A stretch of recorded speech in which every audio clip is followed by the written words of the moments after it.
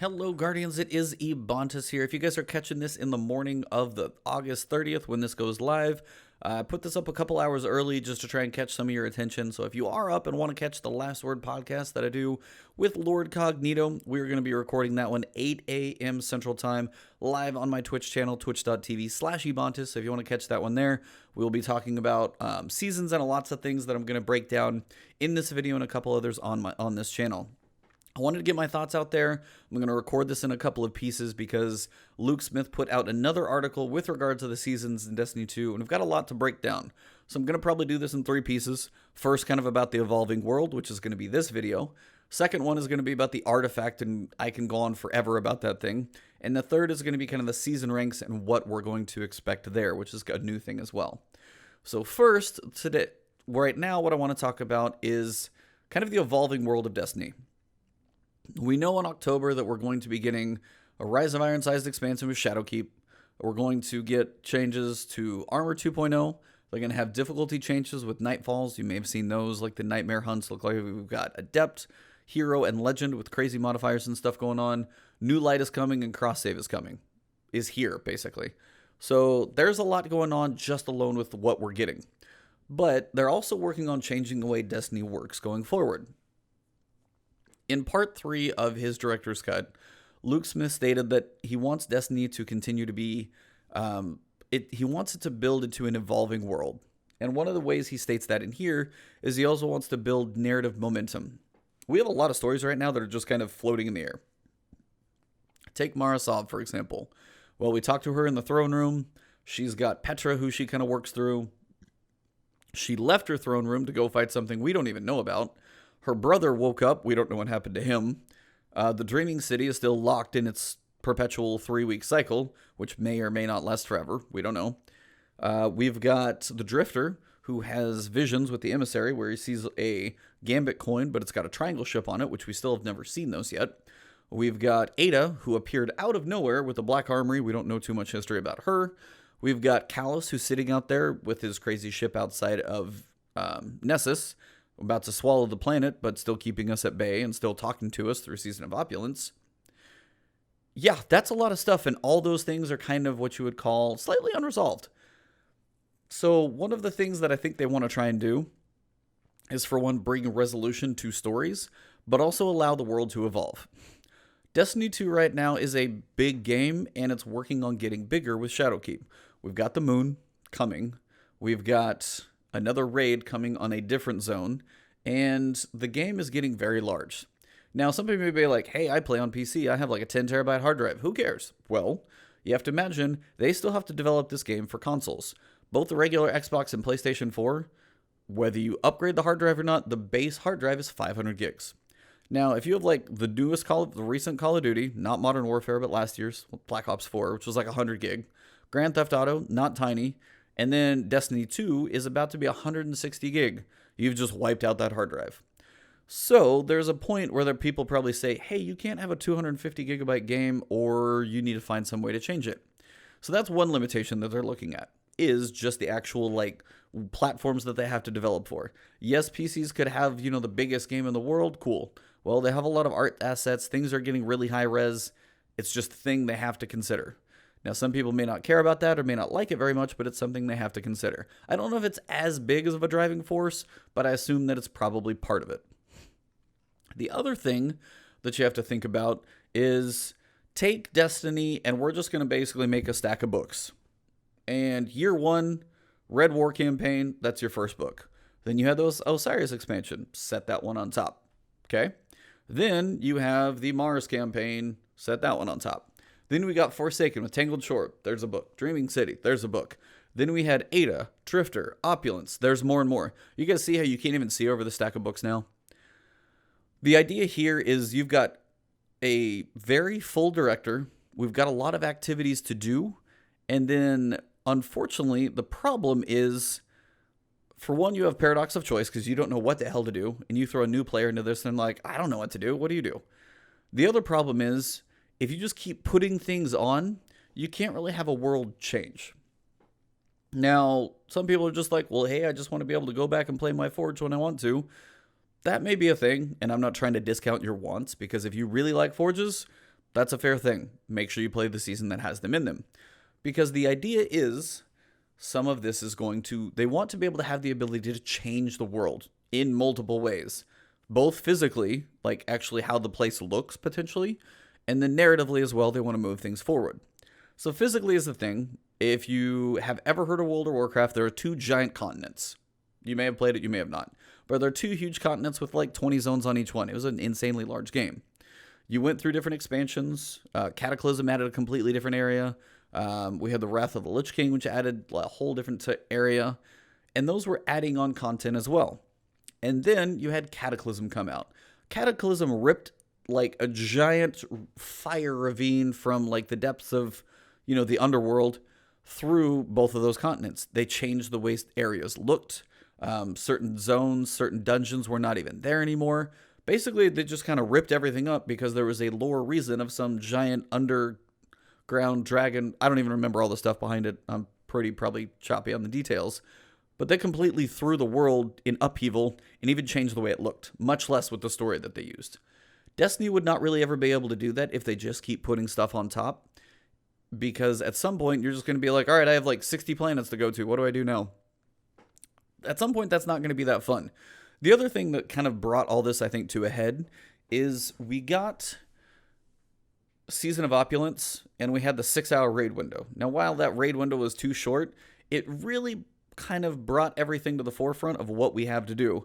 You have the Dreaming City bounties. You could have done Shattered Throne that week. You have your powerful gear from weeklies and dailies and 8-1 bounties, and you could do Reckoning. You could do Gambit. You could do Gambit Prime. You can do all these places for powerful gear, but it's all old content.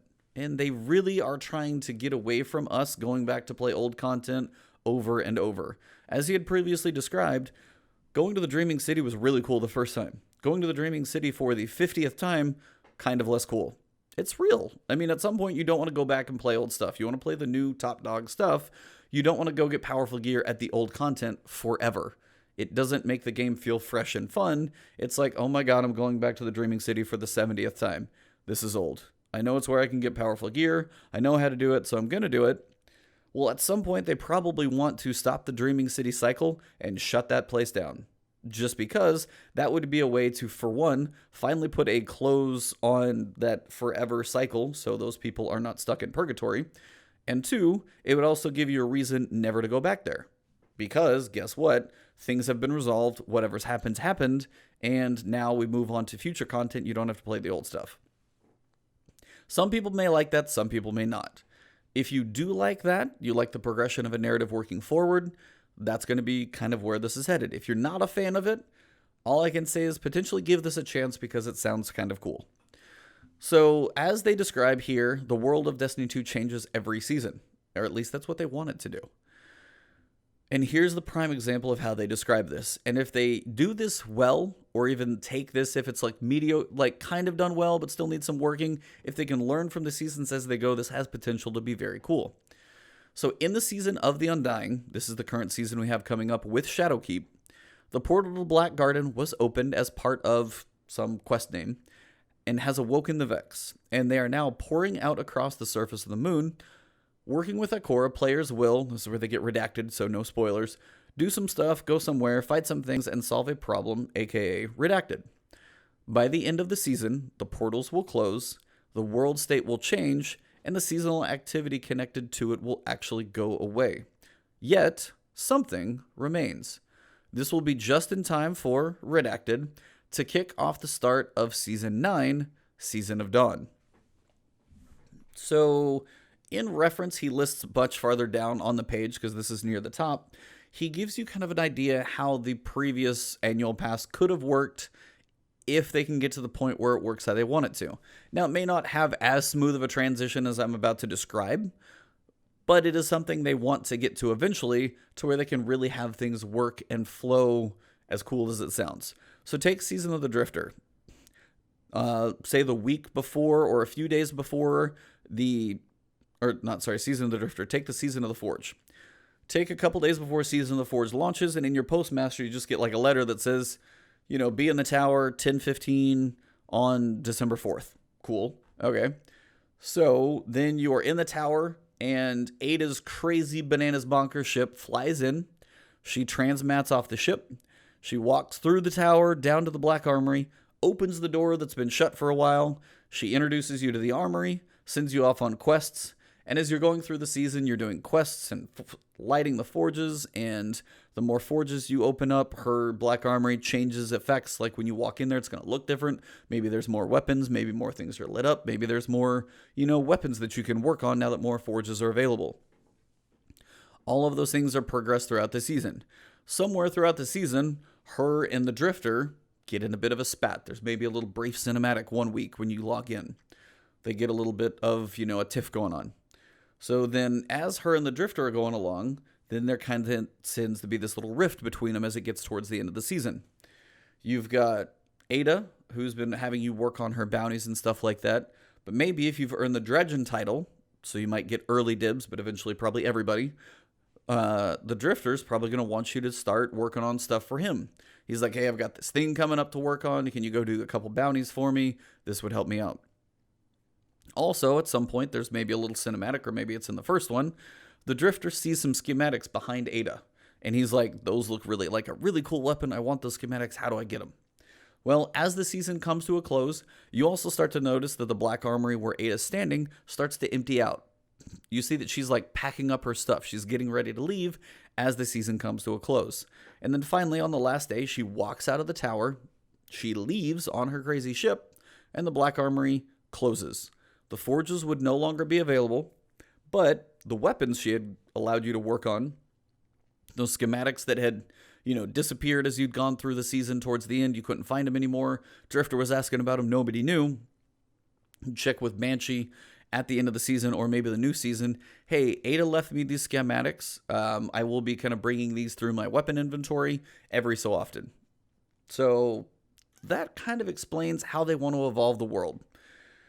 They want to take and have a season, have a story, connect it to what may come next in some way, shape, fashion, or form. Good, bad, crazy, enemy, friend, ally, just a tiff in the tower, whatever. And then also, you have content that will be seasonal as well. So with the Vex season, you've got an activity. It's going to be a match-made activity in the Black Garden for getting cool gear. That's going to be active during the season of Undying. And then at the end, by the end of the season, when we close the portals, that activity is going to go away because it's part of the season. The armor's probably going to go with it because it's very Vex themed, and whatever season is going to be next probably won't be. But the weapons and exotics that are in there will be available in some other way. Maybe not immediately. Maybe it may take a few months, 3, 4, 5, who knows, somewhere down the road. And then they may bring those weapons back for people who either missed the season or just did not get them at that time for whatever reason. So the main thing to know is armor is mostly going to be for looks because we've got the mod system and you're mostly going for stat rolls more than anything. And you've got the universal ornaments. So if you don't have the Vex ornaments, well, then that's just going to be a little different. But the big thing is everybody tends to go for specific weapons and roles in that category. And they will potentially be bringing those back. It just may not be immediately, but down the road, that loot pool of weapons will tend to start getting bigger. And that is kind of what they seem to be heading for in this developing world that continues to move forward. They want to make sure things can actually progress. They don't want to have an ever-growing world, and they want seasons of content to actually feel seasonal. Like, this is the season of the Undying. This is the Vex invasion. They're all over the place. We're trying to push them back. Okay, towards the end of the season, okay, here's the new quest. Like, as they're doing with this Mars event coming up, we have to kill all these Vex and start pushing them back. And then maybe towards the end, we can start closing these portals. And then when you get done, you close the portals, they're actually gone. They're no longer on the moon. So you actually feel like as a community and as yourself as a Guardian, you've actually made a difference in the world as opposed to, hey, I did the Red War campaign. Cool. Hey, I did Dreaming City. It's there still. There's the Invitations of the Nine with the Drifter and the Emissary. Well, nothing happened there. You're not going to have those kind of empty feelings of half-finished stories all the time because it does feel like some of it's going to actually progress and get to a close. I know not everybody's going to love content leaving, but as they build some of this as seasonal activities that are going to be temporary, at least we know this up front. They are setting expectations, and I think it's a nice way for them to, for one, have more fun with seasons a little bit, get narrative in there, which I know some people actually do enjoy. but also have the option to change up the world when the story kind of asks for it. Now, something major like Mara coming back and fighting the Veil or whatever, that might be like Destiny 3. But the seasons, they can still have fun with cool stories and tie them together and make it a really cool world. So that is the first thing that they're kind of briefly talked about. So artifacts are going to be one, seasonal ranks are going to be, those are separate videos. I'll do my thoughts on those later. Check for those in the next couple of days. So if you aren't subscribed to the channel yet, hit that subscription button. And if you are subscribed, hit that alert bell as well. That'll keep my videos coming to you a little better in YouTube. You guys can find me on Twitch and on Twitter. As I said, we'll be streaming the podcast in the morning. So if you are watching this video in the morning, definitely tune in, check that one out. 8 a.m. Central Time, twitch.tv/Ebontis. And you guys are awesome. So thank you. Channels keep growing in every platform. So thank you guys for the support lately. If you enjoyed the video, drop a like. If you have comments, thoughts, questions, drop them below. I'm going to be doing 2 other videos. There may be more questions on those. But I'm really curious your guys' thoughts. Is the narrative and possibility for even physical change in the world cool enough that, some seasonal content may not last, but some of it may stay, but you have a story that progresses into something else? Is that a cool enough reason for you to have temporary content? Or is it just to the point where you want to start adding to that stack of books and just make it as tall as possible? Let me know. I don't know. That's up to you guys, and that's why I'm making these videos, to kind of voice my thoughts and opinions and kind of talk through things and see what you guys think as well. So thank you very much. You guys are awesome. I know this was a long-winded one to get started, but we'll have a couple more as we go. Thank you guys for your time, and I will see you soon. Enjoy your weekend, whatever grind you're working on. Have some fun, and cannot wait for Shadowkeep. It literally can't get here soon enough. Have a good one. I'll see you soon.